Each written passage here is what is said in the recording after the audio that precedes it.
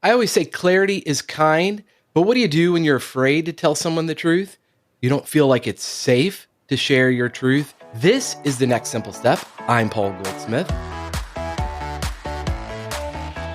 And Cole Jennette is here. Cole, you're a coach that teaches people how to have these kind of crucial conversations. So how would you approach that conversation with someone who might not want to hear or be able to hear what you have to say, and you maybe perceive they have low emotional intelligence? Frame the context a little bit for me. I think everybody thinks they have high emotional intelligence. It's kind of like the studies that say 80% of drivers think they're above average. And it's like, wait a second, if you know how that percentages work, that's not possible. And I think 100% of people think they are above average in the emotional intelligence area. And so let's take, for example, you're an employee and you want to talk to your boss about something that you think they're missing and that you have right, and you want to approach it, but you're afraid that they might not like what you have to say. The advice I'm about to give is going to feel 101, but it's kind of where I've built my following online is the 101. So I would pay attention to context. Oftentimes, and you can probably attest to this with your employees, they're giving feedback, you value it, but they don't have the proper context to really offer it. So it's like, yeah, no, I know.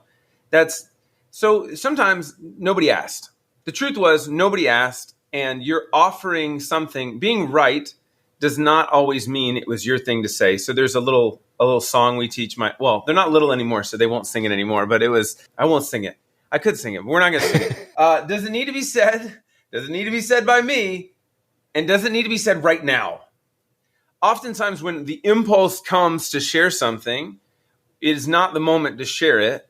And we need to ask ourselves the question, like, do I have the relational equity with that person to offer something that will withdraw from the relational bank account? Because even if your boss knows you're sucking up to them, even if he knows it's flattery, they still sort of like it. Yeah, absolutely. You as a boss, people, and I'm like, I know you're just kissing up. You like to be complimented. You like to be told that you're really smart and you're doing a great job, even if it's not true. But I would say on a deeper level, we all don't want to be the emperor with no clothes, right? And so let's talk to the bosses for a second. How can I, as a boss, help my employees show up fully, make it safe for them to give me critical feedback? A couple things, like 12 things. Let's see, what would be best? As a leader, it's important that the people that you lead know that you are for them. So defining what support looks like is like my 101 in leadership. So when you hire somebody, I like to know, what does support look like for you? It depends on the industry you're in. Some people don't want to talk about the weekend. They just want you to cut to the point. Some people please just cut to the point. For you, it probably wouldn't feel like support to show up and be like, hey man, how are you? We're not here to shoot the breeze. But others really need you to. And if you can communicate, I am for you as a boss, because most bosses, frankly, are not for them. They're for their ego. Ouch. And it's, I hate to say this, it is not true that most people don't want to be the emperor with no clothes. They just don't want to know they don't have any clothes on. Oh, wow. Because they say when you jump from a building, it's not the fall that gets you, it's the sudden stop. It's the same with self-awareness. Oh, no. It's not being naked that gets you. It's suddenly finding out you're naked. Yes. And when you are having a conversation with another human being and you are introducing sudden self-awareness, you are asking the person to do something very difficult, the sudden stop of self-awareness, right? You are telling them, you've got broccoli in your teeth. And if I don't think, like, the thing that will happen inside of me is defense. The thing that will squelch that defense is knowing you're for me. And whether it's a boss or an employee, I think if you're an employee, you talk to your boss and you show, like, I do my job. I ask how I can help. I compliment when things are good. I make lots of deposits so that when I go, hey, I think people aren't telling you the truth about this thing. Can I share something with you? Your boss is like, you know what? You don't complain all the time. I'd like to hear from you. If you're the complainer, they're not listening because they don't think you're for the company or for their enterprise. And as a boss, if you are constantly challenging and we'll do more, I need this from you. And hey, why haven't you done this? And then you're trying to have another hard conversation. You have withdrawn from that relational bank account. They don't think you're for them. So when you challenge them, They don't respond to that challenge by leaning into the invitation. They lean back. And then we get into a confrontation. And it looks great on an HR piece of paper to say, I had a conversation with them. They didn't respond well. But as a leader, we have to reflect and go, people typically don't respond well to my challenge conversations. The common denominator is me. Could it be the whole world is messed up? Maybe. Could there be something I could change? Yes. And maybe I would suggest for most leaders, it's learning how to deposit more into the relational equity bank accounts, which is usually, listen, there's somebody listening and they're like, dude, I'm running a business. I'm leading people. I don't have time to sit there and like chit chat with people all the time. It's small little things over time. It's drips. It's showing up. It's shaking hands. It's having your assistant keeping a list of people's kids' names or whatever, or you keep a list of kids' names. Birthdays. Yeah. It's little. My wife, she works for Mission Barbecue, which is a big barbecue chain. Love it. Yeah, and big fan. Josh, the operational director, one of the things my wife does, we always have these stack of birthday cards. Josh is handwriting birthday cards to every single team member he oversees. It's absurd. But I promise you that when he steps in and says, hey, we're doing that wrong, they're listening to him because they're for him. And oftentimes when our hard conversations go wrong, we can talk about tools to do that well, but usually we haven't set the groundwork of defining what support looks like for the people we lead or the people above us, or heck, our kids or our families. And then we haven't done those things that equal support to them. Man, I really feel that as a parent, this transcends just business, building up that emotional equity, that positive equity in those relationships rather than with kids, just constantly correcting them all the time. It's just so natural for us to offer feedback or criticism. And like you said, the flip side of that is we all have this defense mechanism where we don't want to receive it. So it's this like on both sides of it, these soft skills are the hard skills. Yeah. In business, we like to pretend that it's not people stuff. There is a real wave in business right now of us coming back to humanity because, and the reason is because people, one, you can go on the internet and make 40 to 60 grand a year, right? Like they're college kids. If you go into a college campus, you're going to find that they laugh about how easy it is to make money on the internet. So when we're hiring people, the bar for leadership has gone up and we can no longer treat business it's just business because people will just leave, and people don't leave jobs. They leave bosses. They leave relationships. And the reality is in the same way that if you withdraw from your kid's relational bank account over and over and over and over and over, they're not going to leave your house. Well, they might. They're going to rebel. They're going to push away when we lead people if we're constantly withdrawing. And one of the things that I've found less people knew than I thought. I genuinely thought this was common knowledge, and it's been helpful to realize a lot of people are like, I didn't know that. There is a cost to correction. I had some video on Instagram do really well. And it was one of those days where I was like, I'm tired. I'm just going to deposit a basic because I didn't have anything clever to say. And I was like, everybody, there's a cost to correction. It doesn't matter how right you are or how for you the person is. When you tell somebody you're wrong, it costs something. And if you haven't made the deposits to make that withdrawal, you are going to find negative consequences. So every day, make deposits so that you can have that like radical candor or loving honesty or however you want to call it based on whatever books you're reading. Yeah. Well, that's it. You can't be overdrafted in your relationships. That will have consequences. Years ago, somebody asked me this question, you want to be right or you want to be happy? And I'm like, of course I want both. I want to be right and only happy. In my 40s, I'm starting to understand what that question meant. And I think your coaching is really helpful for people that it's okay to not walk around the world and be right all the time. Right assumes it's binary too, doesn't it? Yep. It's black and white. It's one or two. Is it one or is it two?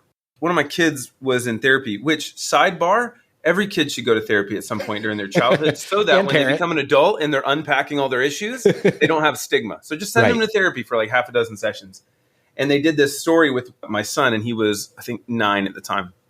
And they said a man, his wife has cancer or some horrible disease, and there's a company that has the cure. It's easy to make. It costs very little to make, but they charge, $1 million for the syringe, and it'll heal her.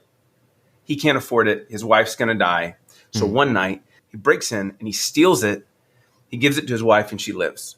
Who's the bad guy in this story? And what it does is it impresses upon an 8-year-old's mind, there are not cops and robbers. There's not good guy, bad guy. There are human beings. Yes. And the lack of curiosity, the internet fuels our lack of curiosity because everything's condensed down into small bites, and it fuels anger and ego as opposed to curiosity and interest. And so the question is always, even if somebody says something you deeply disagree with and you think you're right, it doesn't matter. Like, understand how they came to that conclusion. They're not an idiot. There are some idiots, I suppose, but not as many as you think. Right. And so, but if you were them, you would probably make the same decision based on your experiences and all of your background, but you don't have all that context. No. And the best way, this isn't really what we were talking about, but we'll jump out of this rabbit hole in a minute, is if somebody shares something that you were like, what the heck is wrong with you? I kick people into story mode. Man, that sounds like you really believe it. What led you to that conclusion? Like, you're really passionate about that. Tell me more. You're passionate about that. Tell me more. Like, what has your life looked like? That, and somebody's like, well, you know what? I'm saddled in all this debt. And I'll tell you what, Bernie Sanders is going to help because it's ridiculous. And you're like, oh, you're sitting under a weight of $120,000 in debt. And you're working a $60,000 a year job. Oh, you know what? That compression actually really shakes out that you're afraid and terrified. Now, was I right? I don't know. I feel like empathy is much better than being right. And I know that sounds really squishy. There's a conversational piece and then there's like a leadership piece. But usually if you can get to empathy and understanding, you can disagree and still stay together. I have a rule with people. I was like, it's fine if you disagree with me. I require that you understand what I'm saying before you disagree, because I don't get how you could disagree with me if you don't yet understand what I'm saying. It sounds like my words were just a springboard to your opinion. And now we're in dual monologue as opposed to a dialogue. Well, I do believe that everybody's a mirror for yourself and you're bouncing up against everybody else. And what they say about you has very little to do with you and more about their opinion of themselves. And I suspect a big challenge today is we're just consumed. It's a media environment. You mentioned political candidates, and they know how to tap into our worst instincts, right? And really polarize people. And it happens on every side. So it's not one side or the other. The point is it works. It gathers, and it's all surface level. Like, people don't get real deep because we don't have time. We're busy, right? And, online's a part of it, but just our lives are so saturated. There's not a lot of margin. How do we slow down and actually have empathy? Well, let me ask this question. A lot of our conversations are via email, Slack, text, all these places. You can't read tone in that, but you assume tone. Yeah. and things get taken out of context all the time. I have noticed this, and I just say, hey, let's schedule a meeting, or hey, let's talk about that. When are you available for a call? I try to disengage as quickly as possible when I notice things in a text or Slack starting to get heated. But I've noticed not everybody does that, and things get really blown out of proportion because, again, we're not taking the time to draw back and get curious. A few things. One, not everybody can read all of that context very well. So there are actually some people who prefer that medium because you're forced to take their words at their words. So that's one. As a side, I just want all my neurodivergent followers are going to, if we stay only neurotypical, they'll be like, but that's not how I work. So there are people who are like, please, for God's sake, take me at the meaning of the words that I say according to Webster, not the tone of my voice. It drives them nuts because they literally mean what they say, and the world typically doesn't. So that's one. Two, if you're going to go in real life, make sure that it's not primarily a reaction to misunderstanding, because it'll be like a Pavlovian training session for in-person meetings means something bad has happened. A leader taught me that years and years ago, and it was so helpful. He was like, don't call your people. Don't escalate to in-person. The worse it gets. I have a friend that just told me that this week they were inviting an employee to have coffee, and the employee assumed they were getting fired. And it was the opposite. They were giving them praise. And it was like, well, why did you think I was going to fire you? Yeah. Because we don't normally meet for coffee. Bingo. So this is the Gen Zers are going to love me for this. If you have any Gen Z listeners, emojis are your friend. Also, looping LOL. back. Listen, at the end of any hard conversation, add LOL. LOL. I do this thing that is really weird where I will tell someone how to read my text. Have you seen that Key and Peele sketch where they're texting back and forth and the one's like, whatever, let's hang. And he's like, whatever. And he's losing his mind and he's getting ready to just go rip him a new one because they're both, this guy's chill. He's like, oh, I'm so excited. And this guy's like, you jerk. So what I'll do is I will actually, this sounds so silly, but if you're willing to be silly, you can be more clear. A lot of times the reason we're not clear is because we don't want to look silly. So this is going to make you feel silly, but it helps the listener. I will tell people how to read my text. I will say, hey, read that with a ha-ha tone, not a critical tone. And they're like, oh, you're giving me a hard... Because if you and I were hanging out and I knew you well, I would give you a hard time about something. But if I write that on text, and I don't want to remove all of that from my digital communication because too much of my communication is digital. So I've just gotten to where I'm probably I don't know that anybody else does this to me, but I found it really, really effective in eliminating confusion. Also, I think not enough people circle back on digital confusion. And sorry, are you an Android or an iPhone user? Because talking about a hot topic. I'm Android all the way. There is a tool, and maybe there's an Android version of this. In my texting, I can, inside, if they have another iPhone, I can push a button and talk. And just send them a voice note. And it's not a big, long thing. It can be like 20, 30 seconds. Yep. I do that often because it's somewhere between. Now, it will freak some people out. However, if you get into the habit of it, people warm up to the idea. And a lot of times I'll point and say, this isn't serious. I just wanted you to hear my voice. You know this emoji with the little hand that points up? Yeah.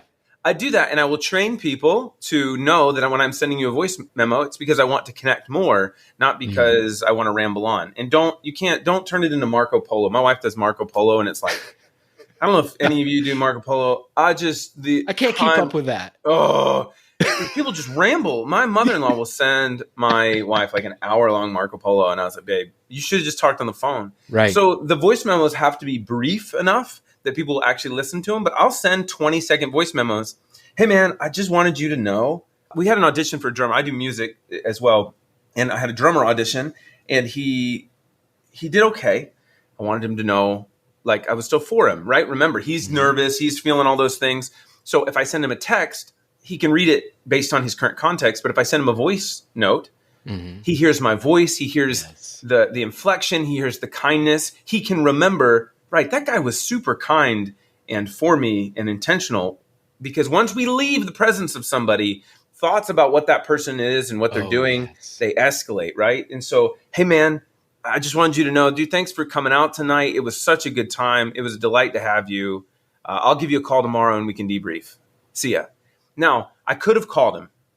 The call escalates the seriousness of that moment, and I didn't want to escalate it. So the voice memo is this great thing between text and I wish it was across all platforms, because it really, it's in my top 4 tools to stay connected digitally. Okay, that's incredible because everybody tells a story about every conversation and they're making assumptions on both sides. And so I do like to say at the end of a meeting, back to the work context, asking people what they heard and then making an actual written record of it, because we all make that same error that we think everybody heard it the same way we did, and that's not reality. Can I add to your what did you hear thing? Yes, please. I forgot. I haven't really been talking about that tool a lot. That is such a good tool. There is one nuance to it that makes or breaks whether it works. Okay. People I've found, if they are insecure in their context, can hear, what did you hear me say as, hey, you idiot, let me make sure that you understand because you're so dense, you can't understand me. So usually especially if I have a place of power in the relationship, I'll say, hey, tell me what you're hearing me say because I know, and I'll self-deprecate a little. Not because I think I'm bad at communicating, but because I know that communication is hard. Hey, tell me what you're hearing me say because I just want to make sure. Sometimes I think I'm saying it clear and I'm definitely not. Tell me what you're hearing me say. And then they're like, oh, I'm going to serve him by letting him know. As opposed to sometimes I go, all right, tell me what you're hearing me say. It's like, before I send you to do your homework, you better understand what it is. That nuance makes all the difference in whether or not you're creating clarity or severity. And I've never rhymed to that before, but here we are. No, that's so good, because I do think sometimes it can seem like lawyer mode. It's like, that's never my intention. I've learned that. And so that's helpful to like, well, maybe state your intention if it's good, right? Hey, great meeting. I want to make sure I didn't miss anything important. I just took some notes. Make sure this syncs up with what you heard. That whole vibe Yes. you just did that's exactly. I didn't feel intimidated by your energy. Like I felt like invited in. I felt like we were doing something together and this was a tool. Those little nuances are huge. I'm a work in progress, but I learned this the hard way. About a decade ago, I was a leader and went to this leadership conference my company sent me on. And we did a personality test, and I came out, I think it was the DISC, and, right. Off the charts D. And the leadership coach said, you're going to drive things, you're going to get things done, but you have to make sure you don't leave dead bodies along the way. Yeah. Yeah. And I'm terrible at that, because it's like, well, of course we all want to be successful. Of course I have your best interest in, and I have to drop the of course, because you don't know that I have your best interest. And success might look differently for different individuals. And so I really had to slow my roll. I went to some training also for emotional intelligence and got certified in PRINT, which stands for Motivational Imprint. If you haven't checked that tool out, I highly recommend it. I know you have tools yourself, but at the end of the day, the more we learn about where people are coming from, where we're coming from, we can reduce triggering other people or getting triggered ourselves. And that's what you're coaching. And something I heard you say before was evaluate your intentions as much as your execution, because I think we all focus on our performance or what we're going to say in the meeting and how we present ourselves and our slide deck and all those things. And it's like, well, that's not even the important part. And so talk a little bit about what you mean by evaluating your intentions as much as you do your execution. Yeah, I want to give credit where credit's due. Chad Littlefield and Will Wise, their book, Ask Powerful Questions to Create Conversations That Matter, hugely impactful book for me. They talk a lot about intent as base in communication. Obviously, I don't think they invented it, but they were really helpful in my language around it. And so if anybody hasn't read that, really helpful to me. And intent is, it's best to just give an example. Yeah. If you and I are talking here, right, we're two guys, we're talking on a podcast, there is something down here that wants to shift. And, as I look at you, there's something in me that wants to be impressive. Mm-hmm. I want to show how smart I am. Like, even I have no idea how many people listen to this podcast. And yet that thing in me, psychologists would call it an ego, wants to come up. I also, at the same time, have an intent that I'm like, I do this work because I want to serve people. And I'd like to get to know you. Wow. You're down there in Tennessee. You're near my favorite swimming hole near a waterfall, which we can talk about later. I'm like, Paul seems like a cool guy. I want to serve the people he's serving. That's an intent down there. And I am the only person on planet Earth that can manage and be aware of that intent. But magically, if I shift from one intent to the other without changing anything in my execution, the vibe changes. When I'm speaking, a public speaker, or I'm leading a business meeting, if I show up with the intent to serve and to help, people feel it. I don't know how this works. I'm sure 10 years we'll have some wizardry, biology, neuroscience around it, but it is true, man. And nobody can call you on it, right? Nobody can be like, you're just trying to be impressive. You're just trying to look like a know-it-all boss. They can't call you on it. Only you know. And it takes remarkable humility to go, right. I was just trying to check this meeting off my list. I wasn't actually showing up to find out about this person. Wow. That's super helpful. It's like, I do care about people in the macro, but you're talking about caring about a person right in front of you. And that takes work and skills that you coach. I don't have this problem, but I'll say my wife does, because she does care so much for people. She gets overextended and gets stuck in conversations, and then she's late to the next conversation. And I know you have a coaching principle on this. I don't. There's kind of a joke on my team that I'm the first one to hit the end Zoom meeting, like lightning fingers. I'm on to the next thing. But for those that do struggle with ending conversations politely, what's your advice? Yeah. So for the people who are like so nice that they can't end it. Right. Yes. Okay. This is easy. People don't read rudeness the same. Everybody translates rudeness differently. If you're in Tennessee, your definition of rudeness is very different than if I go up to Jersey to a bagel shop. Oh, yes. Bless your heart. So, but we have this sense that whatever I perceive as rude is universally understood as rude and disruptive. And so I have a thing in my conversation course because people often ask, well, how do I end a conversation? And it's the gradient of directness. And you would think it goes from green and progressively moves to red and gets harder and harder. The truth is most of it, other than boundaries, is not mean or rude. It's just tailored to the person you're talking to, especially if you're talking to a neurodivergent individual who is excited and latched onto something and is talking to you. And you're like, oh my gosh, why won't they take the hint that I've played with my keys and checked my watch and phone? I don't understand. They haven't seen any of those things. Rarely is somebody like, I know they need to go and I don't care. So rarely. That's a different conversation. That's a malicious jerk of a person. Rarely is it that. A lot of times they just don't know, and we don't want to hurt their feelings. And honestly, the instinct is what we talked about earlier, is that self-awareness, we don't want it to come to a sudden stop. We don't want to suddenly make them aware that they're talking on and on. So 2 things. And I can maybe, if you want it, I could give you the PDF. I don't know if you do show notes, but I can give you the PDF. I'll definitely share it. You can put the gradient of directness in there. If you work your way up the gradient of directness, just be more and more direct. There's people I have front of house engineers where I go, hey, dude, I'm going to go home now. You go home too. No, don't you follow me, dude. I will end you. If you follow me to my car, we are done here. And they know I love them and they don't shut up. You've built the relational equity. You can have that directness. Now, if it's a new person, obviously it's a little bit different. So here's a tool that I would use. This is so common, but if you've never heard it, it's like revelatory. And it's, hey, before I go, and then you kind of turn your body like you're going, and then you say something kind, and then you leave. Hey, Paul, before I go, I just wanted to say it really meant a lot that you invited me on this podcast. I thought you did a really good job with the interview thing, helped me be at ease. I got to roll. See you, dude. And then I leave. And I don't stand there and wait for your response. I leave. Before I go, I want to say, and then I leave. And then if they follow you, you are not responsible for the fact that they are following a walking away person. Hey, I got to go. Yes. And then work your way up the gradient of directness. But I would say 99% of the time that doesn't happen. And I would say leaders, we are responsible if we have that one person that's neurodivergent or just doesn't pick up on social cues. It is our responsibility to help coach them and not expect our team members to coach them. I see that all the time, where you got one team member and they're creating a cultural confusion that they just won't. Bring the person in your office and go, hey, here's something you do. I need you to work on it. You tend to not notice when people need to go. So they're going to start telling you, hey, I need to go and I need you to listen to them. Some people have never been told that.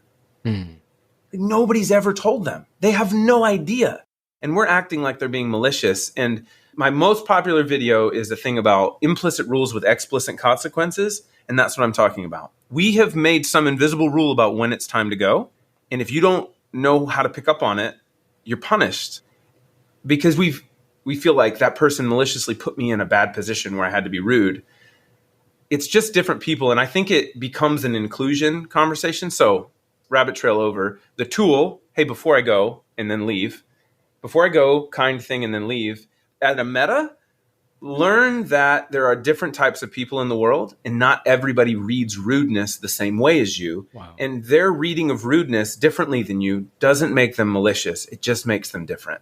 That's powerful. And we started this episode talking about clarity is kind. I feel like that needs an asterisk with 2 things that I heard you say. 1, you've got to have the relational equity to have the crucial conversation. And 2, check your intentions up front and even go out of your way to state them that you are for the person and make sure that you're clear in that communication about what you're trying to say and how you're saying it. And the voice note tip, I love that as well. Okay, so Cole, before we go, This has been an incredible conversation. What's one next simple step that folks can take? They want to learn more about this emotional intelligence and learning those invisible rules, making them visible. Where do you want to send people? The most of my work right now is with individuals. So if you have an individual that you're leading and they need help, I have a really affordable online course for conversations that is going to be the best entry point for them to go like, I don't have good emotional intelligence skills. That's ColeJennetteCoaching.com. You can obviously follow me on Instagram. It's just Cole Jennette.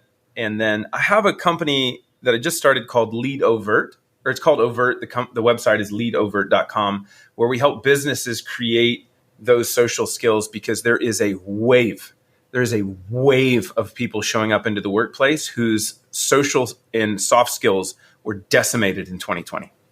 They were decimated, and they're coming into the workplace, and businesses are about to have to reckon with the fact that they used to assume you'd have the 101 people skills down, and we teach you 201 of our culture.